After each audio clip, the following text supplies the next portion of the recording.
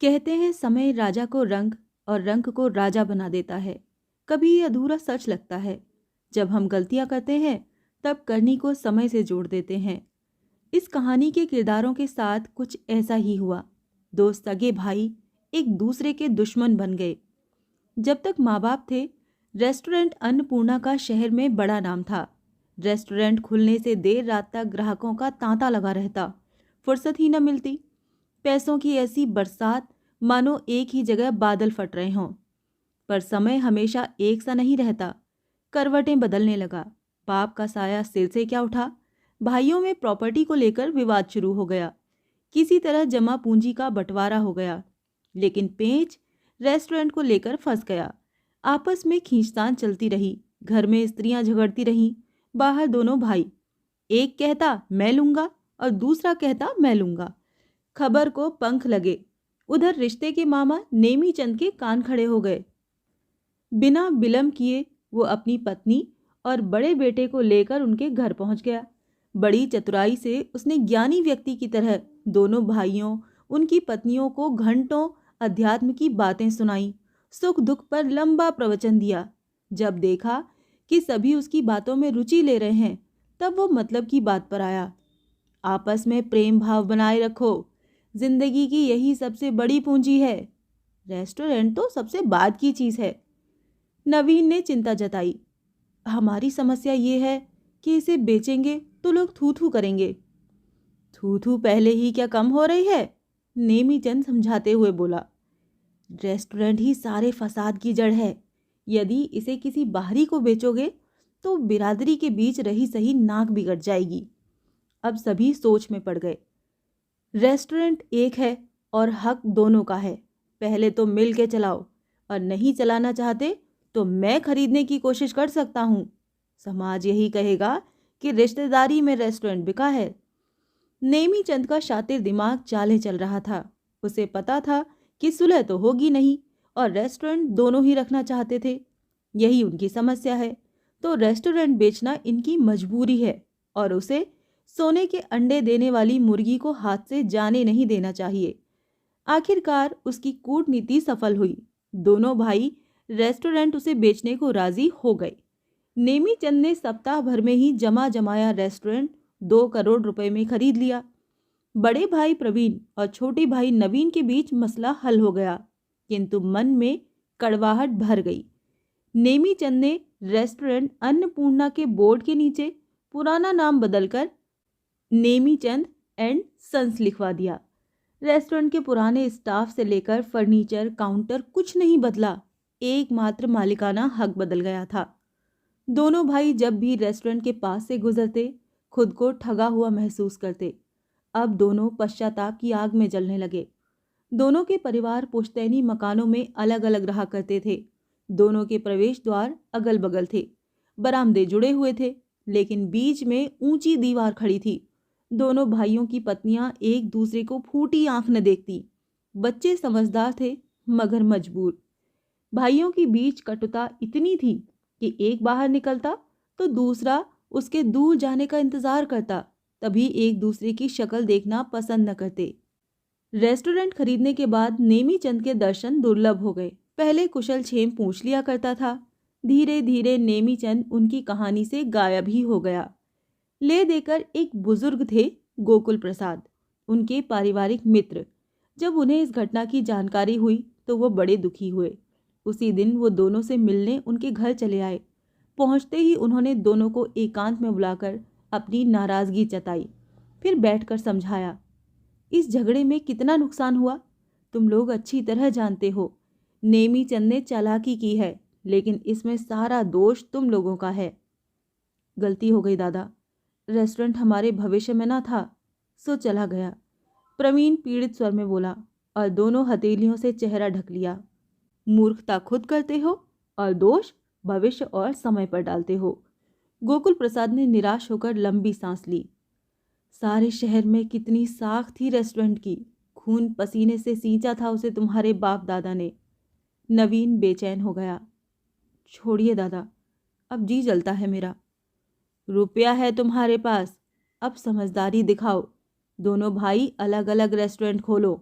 इसकी समझ तुम लोग रखते हो क्योंकि ये धंधा तुम्हारा पुश्तैनी है। प्रवीण को बात जम गई।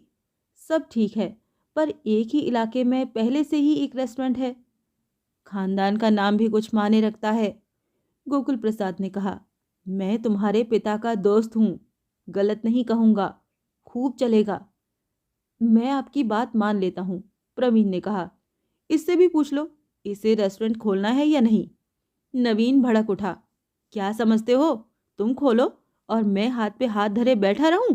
ठीक तुम्हारे सामने ही खोलूंगा, देखना। क्या हो गया है तुम दोनों को? भाई हो कि क्या हो? इतना तो दुश्मन भी नहीं लड़ते। गोकुल प्रसाद झल्लाए और उठकर जाने लगे। रुकिए दादा, भोजन करके जाना, प्रवीण ने आग्रह किया। आज नहीं, जब तुम दोनों के मन मिलेंगे तब भोजन जरूर करूंगा। गोकुल प्रसाद ने अपनी छड़ी उठाई और अपने घर की तरफ चल दिए। दोनों को आइडिया सही लगा। घर में पत्नियों की राय ली गई और जल्दी ही किराए की जगह पर रेस्टोरेंट खोल दिए। संयोग ऐसा बना कि दोनों को रेस्टोरेंट के लिए जगह आमने सामने ही मिली। दोनों रेस्टोरेंट चल पड़े। कमाई पहले जैसी तो नहीं थी, तो कम भी न थी। रुपया आने लगा, लेकिन कटुता नहीं गई। दोनों में प्रतिस्पर्धा भी जमकर होने लगी। तू डाल डाल, मैं पात पात वाली बात हो गई। दोनों भाइयों में बड़े का रेस्टोरेंट ज्यादा ग्राहक खींच रहा था। इस बात को लेकर नवीन को खासी परेशानी थी। आखिरकार उसने एक बोर्ड टांग दिया, लंच और डिनर 100 रुपये मात्र। प्रवीण ने भी देखा देखी रेट गिरा दिया, लंच और डिनर 80 रुपये मात्र। ग्राहक को यही सब चाहिए। शहर के लोग लड़ाई का मजा ले रहे थे। मालिकों में तकरार बनी रहे और अपना फायदा होता रहे। नवीन भी चुप नहीं बैठा रहा। कुछ महीनों बाद ही उसने फिर रेट 75 रुपये कर दिया। मजबूरन प्रवीण को 60 रुपये पर आना पड़ा। इस तनातनी में 6-7 महीने गुजर गए और आखिर में दोनों के रेस्टोरेंट के शटर गिर गए। प्रवीण से सदमा बर्दाश्त न हो पाया। उसे एक दिन हार्ट अटैक हो गया। पास पड़ोसी समय रहते उसे अस्पताल ले गए। आईसीयू में 1 सप्ताह बीता, फिर हालत में सुधार दिखा। मोटी रकम इलाज में खर्च हो गई। घर आया, शरीर में जान आने लगी, लेकिन आर्थिक तंगी ने उसे मानसिक रूप से बीमार कर दिया। घर की माली हालत अब पहले जैसी न थी। पहले ही झगड़े में काफ़ी नुकसान हो गया था। नवीन की एक बेटी थी, मनु। जब भी उसे अकेला पाती तो मिलने चले आती। कई दिनों के बाद बरसात आज थम गई थी। आसमान साफ था। प्रवीण स्टिक के सहारे लॉन में टहल रहा था। मनु ने उसे देखा तो गेट खोलकर भीतर आ गई। उसने स्नेह से मनु को देखा और बड़ी उम्मीद से कहा, बेटी, पापा से कहना कि ताऊजी एक ज़रूरी काम से मिलना चाहते हैं। मनु ने हाँ में सिर हिलाया और पैर छूकर गेट पर खड़ी स्कूटी को फुर्ती से स्टार्ट किया और कॉलेज के लिए निकल गई। धूप ढलने लगी। जब मनु कॉलेज से लौटी, नवीन तब ड्राइंग रूम में बैठा चाय की चुस्कियां ले रहा था। मनु ने किताबें रैक पर रखी और पापा के सामने वाले सोफे पर जा बैठी। पापा, आप कल दिन भर कहाँ थे? उसने पूछा। क्यों, क्या हुआ? ऐसे ही पूछ रही हूँ, मनु ने सोफे पर बैठे हुए आगे की ओर शरीर झुकाते हुए कहा। मोहल्ले में एक बुजुर्ग की डेथ हो गई थी, इसीलिए जाना पड़ा, नवीन ने बताया। आपको वहाँ जाने की ज़रूरत क्या थी? उनके पास पड़ोसी रिलेटिव्स तो होंगे ही, मनु ने प्रश्न किया। कैसी बेवकूफ़ों वाली बातें कर रही हो? समाज में जीना है तो सबके सुख दुख में शामिल होना चाहिए, नवीन ने समझाया। दैट्स करेक्ट, यही सुनना चाहती थी मैं। जब ताऊजी बीमार पड़े हैं तब ये बात आपकी समझ में क्यों नहीं आई? नवीन को काटो तो खून नहीं, भौचक्का सा मनु की ओर देखता ही रह गया। आप और मम्मी ताऊजी को देखने नहीं गए? मैं गई थी सीधे कॉलेज से, लगातार 3 दिन, मनु कहती रही। रॉकी भैया भी अस्पताल में थे।